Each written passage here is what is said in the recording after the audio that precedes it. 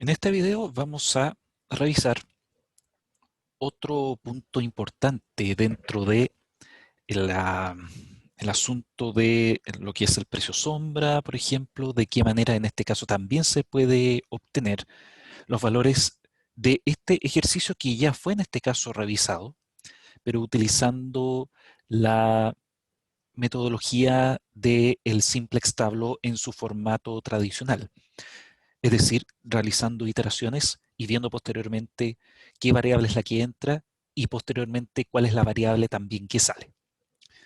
Ahora, la idea en este caso de este video es, como yo les mencionaba, mostrar una segunda forma de obtener solo en este caso los precios sombra, pero no la parte del intervalo, porque para el intervalo se tiene que desarrollar el proceso que se había visto en la parte 2 de todo este ejemplo, con esta función objetivo y estas restricciones que acá nosotros vemos ahora en pantalla. Este proceso me permite solamente en este caso obtener cuáles son los precios sombra, tomando como referencia las soluciones del problema finales y también cuál es el valor de la función objetivo que recordemos para este ejercicio era 22. Pero en este punto nosotros vamos a ver que existe una segunda metodología que nos permite obtener, en primer lugar, los resultados de lo que es el, este problema de función objetivo, independiente si fuese maximización o minimización, y también la obtención de los precios sombra de manera inmediata. Y para esto es necesario comenzar a, a introducirnos a la sección del problema dual, y también lo que es la resolución de un tableau simplex a través del simplex dual. Vamos en primer lugar a ver a qué se refiere lo que es el PPL dual. El problema que nosotros desarrollamos en los dos videos anteriores hace referencia a lo que es un problema primal. Es decir, a nosotros nos dan un problema, nosotros obtenemos la representación de ese problema a través de un problema de programación lineal, y ese problema es lo que hace referencia al PPL que se denomina primal. Cada PPL primal tiene su respectivo PPL dual, es decir, tiene otra representación en donde existen ciertos cambios en base a la sección numérica de, por ejemplo, lo que vamos a ver acá de este problema. Por lo tanto, para obtener el PPL dual necesitamos primero obtener su método primal, que puede ser, por ejemplo, de maximización o de minimización, pero acá la clave, la característica es que todas las restricciones tendrían que ser acá de menores o iguales o de mayores o iguales. Todas, en este caso. Aquí tenemos una característica que todas las restricciones son menores o iguales. Por lo tanto, si nosotros vemos el PPL estándar de la solución primal, recordemos que la función objetivo era maximización z, el mismo componente, estos son dos variables de problema, y esto para llegar a las igualdades teníamos que agregar por cada una de ellas tres variables de holgura, para que así lo sumamos y posteriormente nos dé el resultado de la igualdad. Por lo tanto, acá tenemos que todas las variables, tanto de holgura como de problema, tienen que ser mayores o iguales que 0. Por lo tanto, si nosotros queremos ampliar un poco más el PPL estándar, nosotros vemos que el PPL estándar está establecido como 10x1 más 8x2 más 0x3 más 0x4 más 0x5 y junto con todos estos valores que acá aparecen. Es decir, no solamente se agregaron los valores de cada una de las variables de holgura que estaban multiplicados por 1, sino que también los que están multiplicados por 0, puesto que no aparecen dentro de la diapositiva anterior. Por lo tanto, si yo quiero pasar de un PPL estándar primal a un PPL estándar dual, lo primero que yo necesito ocupar es el principio de soluciones básicas complementarias. Esto significa que cada variable de problema del PPL primal se asocia con una variable de holgura o de exceso de lo que es un PPL dual. Y una variable de exceso u holgura de un PPL primal, bien digo, se asocia a una variable de problema de un PPL dual. Por lo tanto, recordemos que acá tenemos dos variables de problema que eran x1 y x2 y tres variables de exceso, o sea, de holgura, que son x3, x4 y x5. Por lo tanto, con el principio de soluciones básicas complementarias, yo puedo decir primero que, como tengo 3 variables de holgura, en el PPL dual yo voy a tener un total de 3 variables de problema. El X3 se transforma a una variable de problema I1.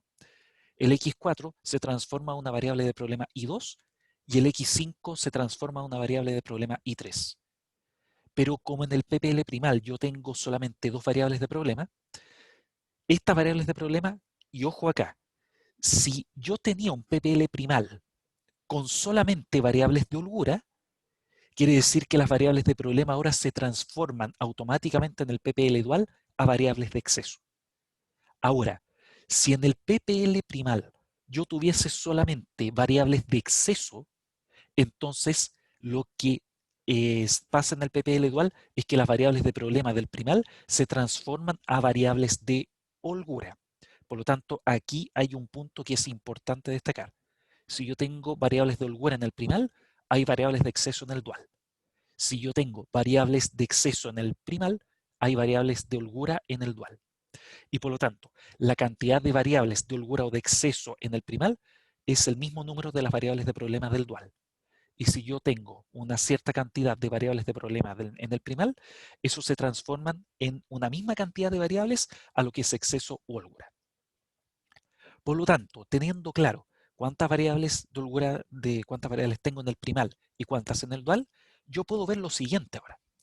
Aquí nosotros teníamos el PPL primal, que era la parte de la maximización de esta función, sujeto a 3 restricciones, con todos los valores que aquí aparecen, y con todas las variables no negativas. Por lo tanto, ¿cómo yo paso de un primal a un dual? Yo tengo que hacer ciertos cambios. En primer lugar, si yo tengo un PPL primal de maximización, automáticamente el dual se transforma a un PPL de minimización. Y viceversa. Si yo tengo un PPL primal de minimización, con el dual se transforma a un PPL de maximización. Eso es el primer cambio que siempre se hace entre el primal y el dual, que los objetivos son inversos. Si en uno se maximiza, en otro se minimiza y al contrario. ¿Qué otro punto más? Fíjense los valores de 18 que están dentro de la función objetivo. Estos valores de 18 para el PPL dual forman parte ahora de los recursos que supuestamente se estarían utilizando para el dual. Por lo tanto, el 10 que acompaña X1 forma parte de la primera restricción del dual. Y para la segunda variable, que es X2, que acá aparece como 8, entonces ese 8 se transforma como el valor del segundo recurso para el PPL dual. Siguiente punto. Fíjense que acá el 4, el 1 y el 2 forman parte de una misma variable X1. Por lo tanto, el X1 podría traducirse como los requerimientos para lo que es la parte del primer recurso, la primera restricción. Por eso que acá aparece 4, 1 y 2, pasando de esto a acá, como ustedes se fijan ahora. Y también ocurre lo mismo con la segunda variable de problema, que eso hace referencia a la segunda restricción. Tenemos 2, 5 y 4, por lo tanto acá aparecen 2, 5 y 4 respectivamente en ese orden. Y ahora, ¿qué es lo que pasa con los recursos que aquí están del PPL primal, el 8, el 10 y el 6? Esos forman parte de la primera, segunda y tercera restricción del primal. La primera restricción hace referencia a una variable que en este caso podríamos denominar como I1, la segunda restricción a una variable I2 y la tercera restricción a una variable, en este caso I3. Por lo tanto, estos números se transforman a parte de lo que es la función objetivo del PPL dual. Por lo tanto, lo que yo hago es 8 por I1 más 10 por I2 más 6 por I3. Ahora, si ustedes se fijan, la cantidad de variables del primal es igual a la cantidad de variables del dual. ¿Dónde está la diferencia? De que acá nosotros contamos con 2 variables de problema, 3 variables adicionales, por lo tanto, eso, según lo que pasa en el PPL, acá en el PPL aparecían en este caso 3 restricciones. Pero fíjense que ahora en el PPL dual, si se fijan acá, existen 3 variables de problema, 2 variables de problema, 2 restricciones acá en el dual y 3 restricciones en el primal. Por lo tanto, de esa manera es como yo paso de un PPL primal a un PPL dual. Y fíjense de que como yo tenía variables de exceso para, que en este caso lo denominábamos como I4 e I5, entonces cada uno de ellos está multiplicado por -1 y con todas las variables no negativas. Si yo quisiese sacar las variables de exceso del primal y las variables de holgura, o sea, perdón, las variables de exceso, de holgura del primal y de exceso del dual, yo tendría estos PPL originales. En el primal tengo una maximización de z igual a 10x1 más 8x2, con estas restricciones que son menores o iguales y mayor o igual que 0. Y en el dual yo tendría la minimización de W de estas tres variables de problema para este dual, sujeto a estas restricciones que ahora estarían dadas vuelta porque serían en este caso mayores o iguales que 0. Ahora bien, si en el primal yo tuviese todas las restricciones mayores o iguales, en el dual serían menores o iguales. Y si en el primal yo tuviese una función de minimización, entonces en el dual yo tendría una función de maximización. Pero si se fijan, así es como se hace la relación entre lo que es el problema primal con lo que es el problema dual. Por lo tanto, ahora, ¿qué vamos a hacer? Ya en el video anterior ya vimos cómo trabajamos con lo que es el problema primal y cómo nosotros llegamos a la solución. La idea es llegar a la misma solución del primal, pero ahora utilizando el tabló del dual. Veamos cómo es en este punto. Fíjense que acá tenemos mayores o iguales. Por lo tanto, recuerden que para yo trabajar con lo que es la tabla simplex, yo necesito contar con columnas canónicas. Por lo tanto, en este caso, a mí no me sirve esto. ¿Por qué? Porque aquí tengo un -1 y un -1. Una alternativa para poder obtener realmente las columnas canónicas es trabajar a través de variables artificiales. Pero aquí vamos a ver otra forma de trabajar también con tablo simplex. Y esto es válido siempre y cuando yo tenga efectivamente lo que son, digamos, estas restricciones de mayor o igual en cada una de estas restricciones, por ejemplo. Entonces, lo que yo voy a hacer ahora es pasar el PPL dual a lo que es el cuadro tabló. Pero, como ustedes bien saben de que nosotros estamos trabajando solamente con lo que es, por ejemplo, la resolución de la, por ejemplo, de la maximización, es que yo voy a multiplicar toda la función objetivo y le voy a colocar en este caso la función maximizar menos W. Por lo tanto, aquí yo multipliqué por -1, por lo tanto, toda la función objetivo la voy a tener que multiplicar por -1. Por lo tanto, para ingresar en la ecuación 0 en el tabló, yo tendría que colocar lo siguiente: menos W más 8 y 1 más 10 y 2 más 6 y 3 más 0 y 4 más 0 y 5 igual a 0. Y por lo tanto, el cuadro tabló simplex sería este de acá. Yo entonces traspaso los datos que corresponden a cada uno de estos valores. Aquí tengo colocado -1, puesto que aquí yo tengo colocado, en vez de W, tengo colocado el valor de -W. Entonces aquí va a aparecer el W tanto aquí como acá. No obstante, observen qué pasa con I4 e I5. La condición del simplex es que yo debo tener columnas canónicas, que en este caso no se están cumpliendo. Por lo tanto, ¿qué necesito hacer acá? Yo tengo una alternativa que no es, en este caso, hacer variables artificiales. O sea, aquí, porque si yo hago variables artificiales, tendría que colocar dos variables artificiales más para que así yo pueda tener las columnas canónicas, pero yo tendría que hacer algunos cambios. En este caso, ¿cuál alternativa tengo disponible para poder en este caso operar? La siguiente.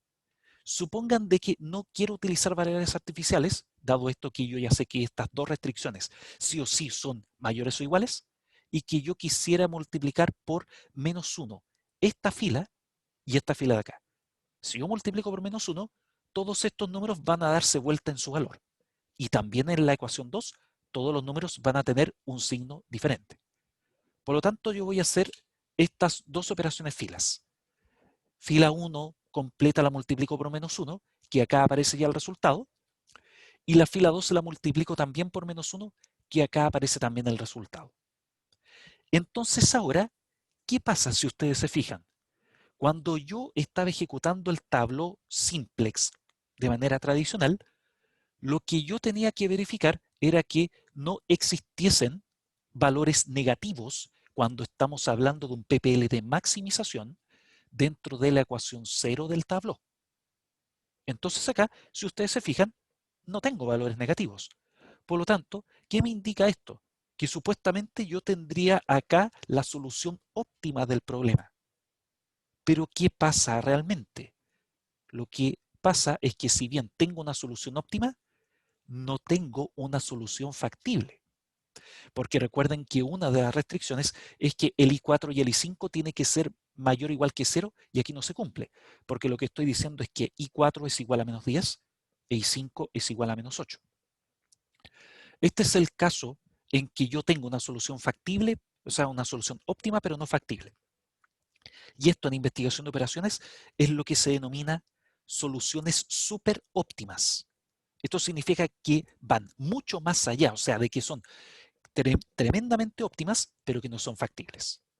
Por lo tanto, si yo tengo esta forma, en el caso del tabló, en donde yo sé que la solución es óptima, pero no es factible, yo puedo comenzar a trabajar con otro método adicional, que es el método simplex dual, que en este caso cambia lo que es el formato de resolución de un simplex con el simplex tradicional. Si ustedes se recuerdan, en el simplex tradicional, nosotros lo primero que hacíamos era incorporar una variable y una vez que nosotros sabíamos cuál variable se incorporaba, teníamos que hacer un análisis posteriormente para saber cuál variable iba a salir de la base. Pero aquí, con el simplex dual, el procedimiento es a la inversa. Lo primero que yo decido es cuál variable es la que sale de la base y posteriormente a través de otro procedimiento yo analizo cuál es la variable que ingresa a la base y que va a reemplazar a la variable que va a salir. Por el momento, a través de este tabló simples, recuerden que nosotros vamos a trabajar ahora de manera inversa porque estamos viendo el simplex dual en la metodología, es que ahora para la primera iteración del tabló ya sabemos ahora que las variables básicas son I4 e I5. ¿Por qué? Porque ahora sí ya tengo las columnas canónicas respectivas para cada una de estas variables de la base. Mientras que las variables no básicas, obviamente que son I1, I2 e I3, puesto que no tienen columnas canónicas. ¿Cómo opero entonces con el simplex dual? Lo primero que yo tengo que verificar es el segundo miembro. Todo lo que es desde la ecuación 1 hacia en adelante, cuáles son los valores que yo tengo en este caso negativos. Por lo tanto, si ustedes se fijan en esta tabla de simplex, lo que yo tengo es que los segundos miembros acá son menos 10 y menos 8. Por lo tanto, en este caso, ¿qué pasa aquí? Yo tengo que utilizar el criterio de salida. ¿Y qué me dice el criterio de salida? Tiene que salir de la base la variable cuya solución sea la más negativa posible. Por lo tanto, entre menos 10 y menos 8, naturalmente que el valor más negativo es menos 10. Por lo tanto, a través del simplex dual, quiere decir entonces de que la variable I4 tiene necesariamente que salir de la base. ¿Por qué? Porque esto tiene el mayor valor negativo entre I4 e I5. Y posteriormente yo tengo que utilizar el criterio de entrada. Para esto, ¿qué, qué valores tengo que comparar en relación a lo que son las variables, en este caso, que son no básicas por ahora? Por lo tanto, yo voy a tener que comparar ahora, para lo que es el criterio de entrada, lo que es los valores que se encuentran en las variables no básicas. ¿Y cómo lo hago? Tomo los valores que corresponden a la ecuación 0 y a esto yo los voy a dividir cada uno de estos valores por los valores que se encuentran en las columnas de las variables no básicas y que se intersectan con la variable que va a salir de la base.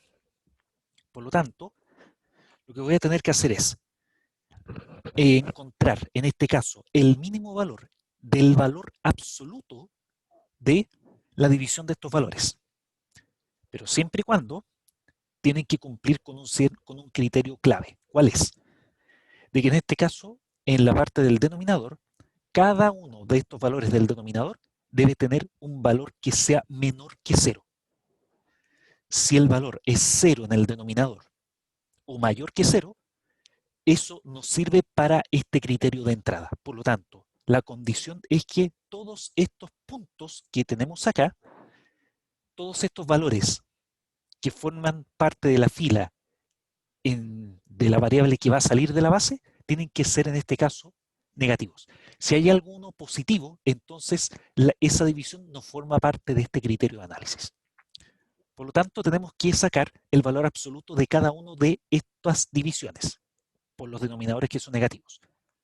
8 partido por menos 4, 10 partido por menos 1 y 6 partido por menos 2. Por lo tanto, el mínimo valor positivo, porque es valor absoluto, es 8 cuartos, que es igual a 2.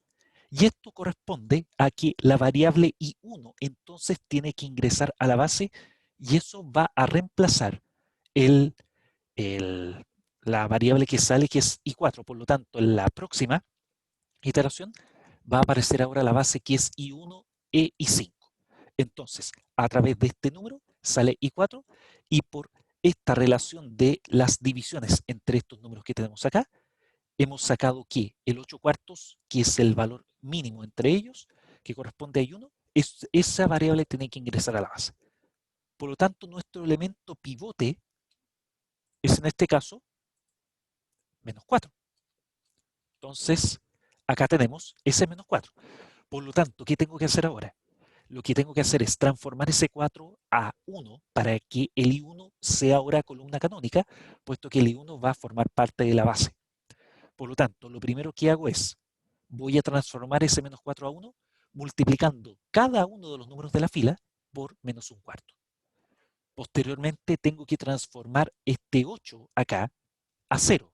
Por lo tanto, una vez que yo tenga el valor de 1, lo multiplico por menos 8 y ese resultado se lo suma a 8 para que aquí quede en este caso el valor de 0.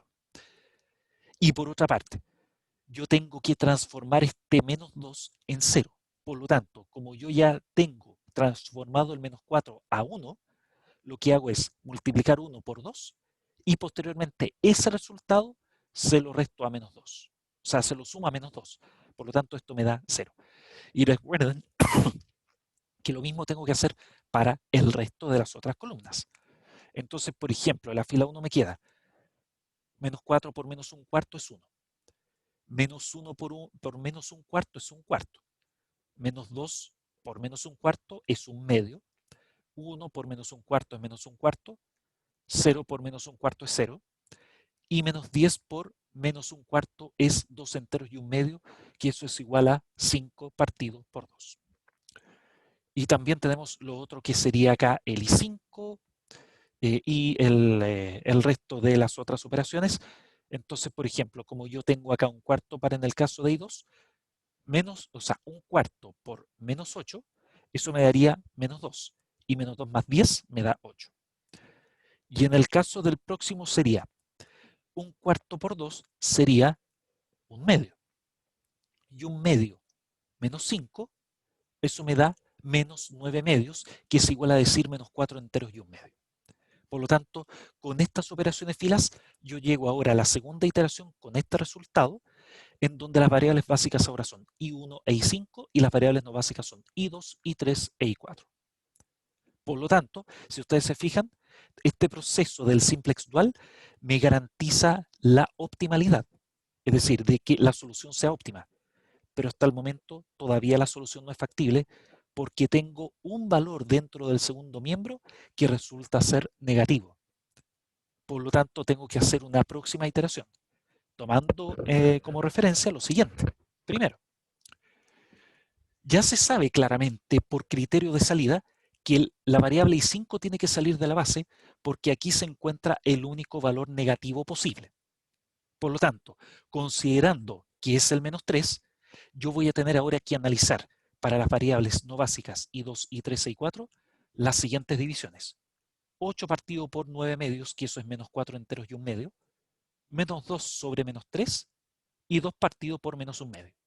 Como todos son negativos, entonces todas estas variables pueden ser candidatas a entrar. Si hay alguno que tenga, por ejemplo, acá si fuese 3, este no serviría, por lo tanto el I3 no sería candidato para entrar.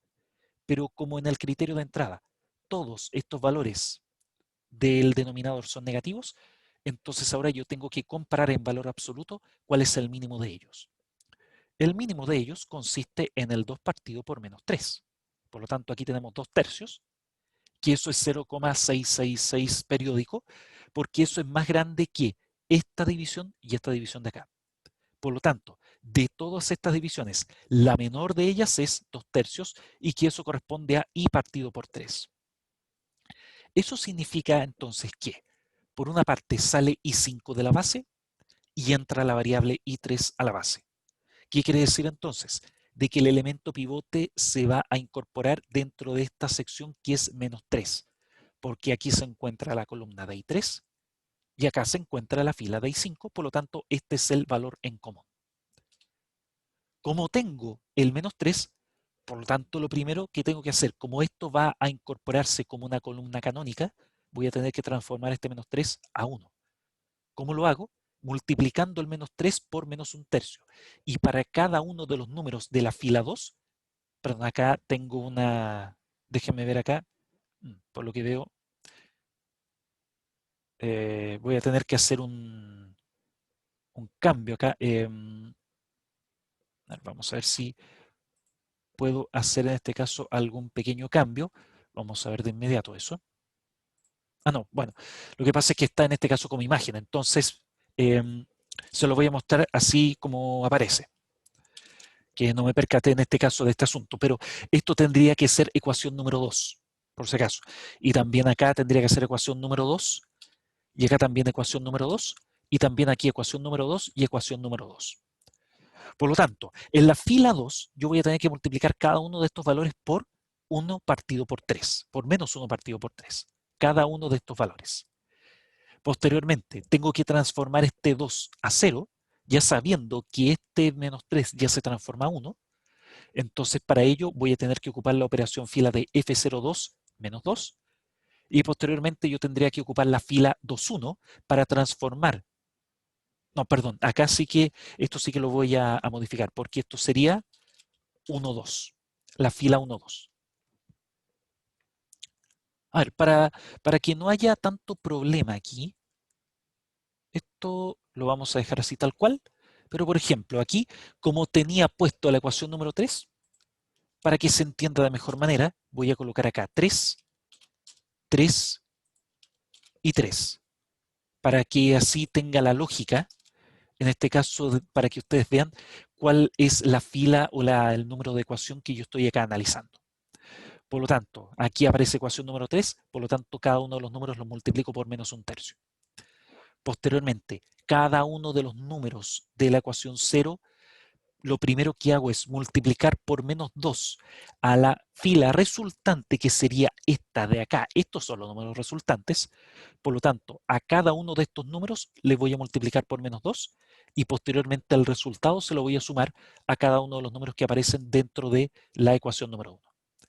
Y lo mismo hago con esta operación fila. Entonces, en esta operación fila, a cada uno de estos números resultantes de la ecuación 3 lo multiplico por menos un medio y eso posteriormente se lo sumo a lo que es cada uno de los números que aparecen en la fila número 1, quedándome como resultado estos valores que tenemos acá. Por lo tanto, ¿qué pasa ahora en esta tercera iteración? Lo primero es que voy a cambiar también esta parte, porque esto sería este resultado. Tendríamos que las variables básicas son i1 e i3 y las variables no básicas van a consistir en i2, i4 e i5. Fíjense ahora cuál es la solución. Tenemos que sigue manteniéndose el criterio de optimalidad entre i1 e i5, por lo tanto la solución es óptima. Pero si se fijan, en el segundo miembro no aparece ningún número que sea negativo. Por lo tanto, eso significa que también es factible. O sea, yo ya con esto llego a la solución óptima. Porque si en el simplex dual se garantiza la optimalidad, cuando llegue a la primera solución completamente factible, el simplex dual me va a indicar de que ya voy a llegar a la solución real del problema, que en este caso es esto que aparece acá. Por lo tanto, con esto yo ya tengo tanto la optimalidad y la factibilidad, por lo que se llega a la solución óptima del problema. Por lo tanto, la solución factible y óptima del problema se escribe de la siguiente manera. Yo tengo la variable de i y que las variables básicas son i1 e i3, cuyos valores son 2 y 1, porque aquí aparecen colocados dentro del segundo miembro. Mientras que el resto de los valores son 0, 0 y 0 porque son no básicas. Pero fíjense que acá yo tengo menos w, porque así yo lo coloqué al inicio. Y ese menos w me da como resultado que el valor del segundo miembro es de menos 22. Eso quiere decir que menos w es igual a menos 22. Por eso es que yo puedo llegar a la conclusión de que esta función objetivo w del dual va a ser en este caso igual a 22. Por lo tanto, a través de la solución simplex dual, yo pude, en este caso, yo les pude mostrar cómo en el simplex dual se garantiza la solución óptima, pero no se me garantiza la parte de la solución factible, sino que yo tengo que desarrollar eso hasta llegar a la primera solución factible que encuentre. Y esa va a ser la factible y óptima del problema. Ahora, cuando tenemos esta solución, recuerden algo que yo les había mencionado previamente, que era qué es lo que pasaba con el principio de soluciones básicas complementarias. Porque si nosotros nos recordamos de la parte 1 de este ejercicio, habíamos encontrado también las soluciones para lo que era el método tradicional del simplex. Por ejemplo, las variables de problema x1 o x2 me daban 5 tercios y 2 tercios. Entonces, en este caso, como las variables de problema tienen un valor, probablemente las variables de exceso, que en este caso eran x, y4 e y5, no tengan en este caso valor asociado.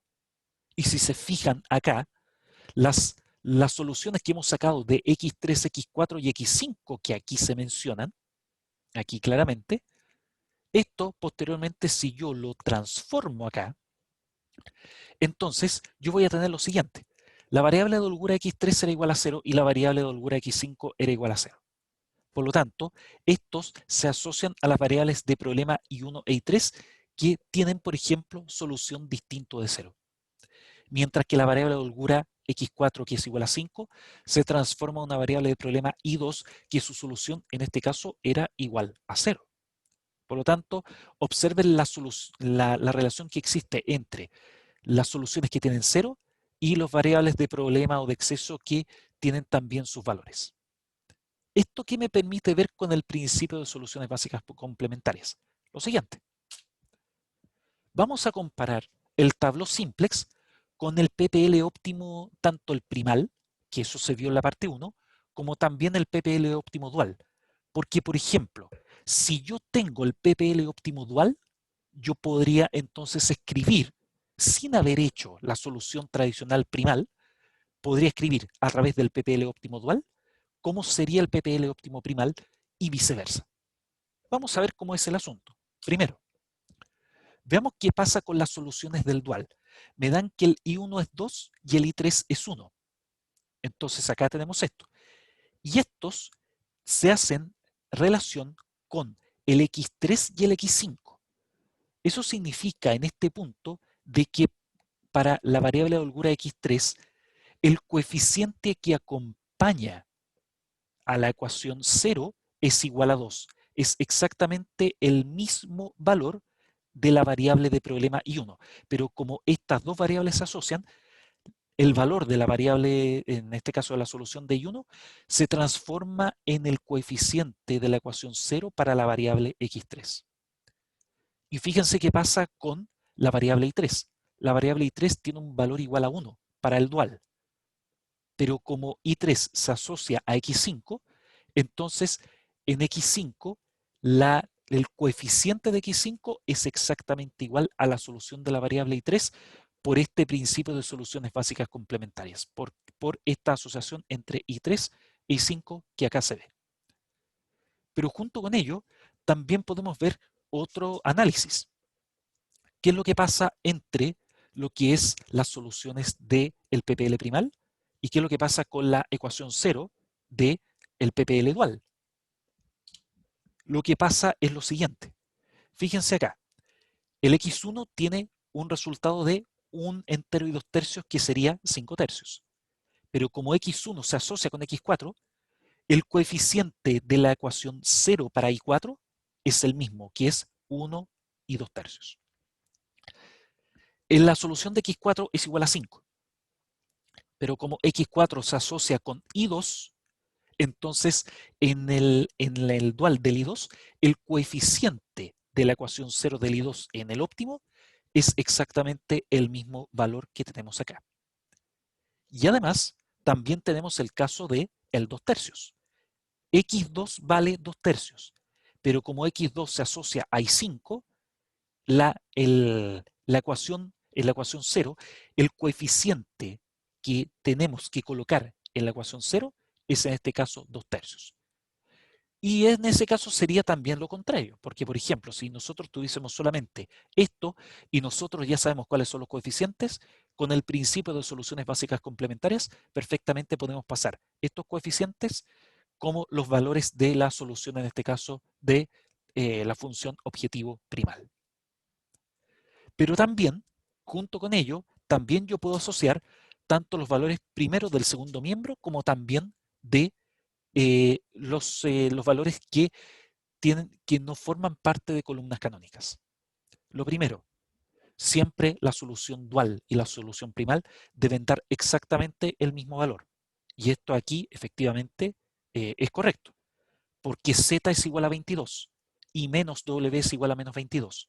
Eso quiere decir entonces de que z es igual a w, ambos tienen el mismo valor de 22. Por lo tanto, está correcta la asociación de el primal también con el dual. Pero aparte, también yo puedo asociar cada uno de estos valores, ya sea pasando del primal al dual o del dual al primal. Por ejemplo, la casilla entre I1 e I2 es menos un medio. I1 e I2 acá se asocian con X3 y X4. Fíjense que para X3 y X4 el valor es el mismo, pero con el signo cambiado. Por lo tanto, cuando yo quiero pasar de un dual, por ejemplo, a un primal o viceversa, estos valores de acá, siempre debo considerar cuáles son la conexión de dos variables y el valor lo tengo que cambiar de signo. Por lo tanto, como acá era negativo, acá se traspasa a positivo. Veamos qué pasa con el valor de un tercio que tenemos acá. Esto está dado por X1 y X3. Aquí tenemos X1 y X3. Por lo tanto, se asocian a las variables I1 e I4. Entonces, entre I1 e I4, aquí se encuentra el un tercio, pero con signo cambiado. Veamos qué pasa ahora con el 1, un entero y un medio. Es entre I3 e I2, que eso se asocian a las variables X4 y X5. Por lo tanto, acá tenemos X4 y X5. Acá tenemos el valor, pero con signo cambiado. Entre I3 e I4, el valor es un sexto. Y si vemos I3 y 4 se relaciona con X5 y X1. Vemos X1 y X5, por lo tanto acá el valor es el mismo, pero con signo cambiado, que es menos un sexto. Después tenemos entre I1 e I5, que es igual a un sexto. Por lo tanto, I1, que tenemos acá, e I5, se asocian con X3 y X2. Acá tenemos X3 y X2. Ahí está el valor de un sexto con signo cambiado. Y finalmente el menos un tercio, que está entre I3 e I5. Acá tenemos I3 e I5, cuyas asociaciones son X5 y X2. Por lo tanto, entre X5 y X2 tenemos el un tercio, pero con el signo cambiado. Por lo tanto, como ustedes ven, cada uno de estos valores yo perfectamente puedo pasarlos desde un PPL dual a un PPL primal o de un PPL primal a un PPL dual. Entonces, esta es la forma en que, por una parte, se trabaja con la terminología dual y también aquí vimos cómo nosotros podemos trabajar con la metodología simplex dual, que garantiza la optimalidad, pero no la factibilidad. Pero acá también es necesario ver otro punto, que yo les decía en relación a lo que es el precio sombra. ¿Y esto por qué? Porque en orden, ¿qué es lo que nosotros podríamos decir de cada una de estas variables del dual? Que la variable I1 tiene relación con la restricción 1 del PPL original. Primero, recuerden que el PPL original está basado en tres tipos de restricciones. La primera está asociada con la restricción 1 del original. La variable I2 tiene relación con la restricción 2 del PPL original. Entonces ahí está la segunda. Y la variable I3 tiene relación con la restricción 3 del PPL original. Porque recuerden que acá el PPL dual no tiene como una representación problemática, sino que es solamente la parte del PPL primal. Entonces, si existen esas relaciones, entonces debe pasar algo con los valores. El I1, que me dio como resultado el valor de 2, si ustedes se fijan acá, ya sin desarrollar, en este caso, como era en el PPL tradicional, yo había colocado 3 columnas adicionales después del segundo miembro. Pero con la solución acá del dual, aquí ya me está dando de manera inmediata cuáles serían los valores del precio sombra. En primero era, en este caso, el valor de 2. En el caso de I2, el valor es 0 y que ese es el precio sombra para el recurso 2. Y en el caso de I3 es 1, que es el precio sombra para el recurso 3. Vamos a cambiar esta parte, vamos a colocar acá precio sombra. Y aquí, de la misma manera como hicimos el proceso con el otro PPL, aquí de forma inmediata a través de la solución del dual, yo puedo tener ya los resultados del precio sombra. Por lo tanto, solamente como para recordar este asunto, es que para el caso del recurso 1, si la cantidad aumenta en una unidad, la utilidad aumenta en 2 pesos desde el valor inicial de la función objetivo, que era 22, que eso fue el resultado que tuvimos. Por lo tanto, eso significa que como si yo aumento en una unidad y aumenta en 2 la utilidad, entonces se está dispuesto a pagar un máximo de 2 pesos por el aumento en una unidad del recurso 1, tal como lo vimos en los videos anteriores. ¿Qué más tenemos? ¿Qué pasa ahora con el recurso 2? Como el precio sombra es 0, si yo aumento en una unidad ese recurso 2 del PPL original, del problema original, la utilidad se mantiene en el valor inicial de la función objetivo. Es decir, no aumenta, queda en 22. Por lo tanto, como no existe una utilidad adicional, no se está dispuesto entonces a pagar monto de dinero alguno por el aumento en una unidad del recurso 2, puesto que si yo adquiero una unidad más, bien no va a aumentar la ganancia, pero sí van a aumentar los costos.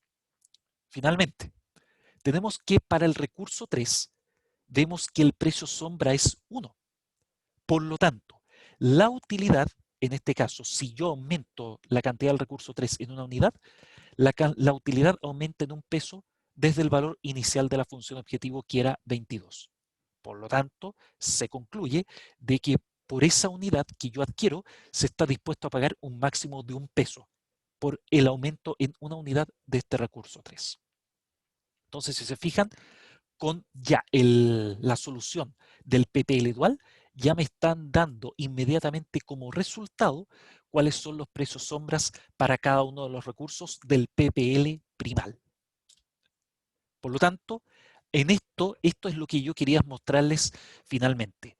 Esto es un complemento de lo que hemos visto, por ejemplo, de la parte de encontrar el precio sombra, pero acá la diferencia es que a través de estos valores nosotros no podemos calcular de manera inmediata lo que es el intervalo para el cual el precio sombra que aparece acá es válido, sino que para ello yo tendría que utilizar sí o sí el otro procedimiento que se vio en la parte 2 de todo este ejercicio.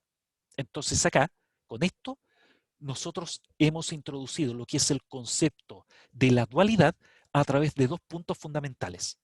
Cómo es la resolución del PPL por el PPL dual, que eso es una transformación del primal y que me llega al mismo resultado que el PPL primal en cuanto a la función objetivo.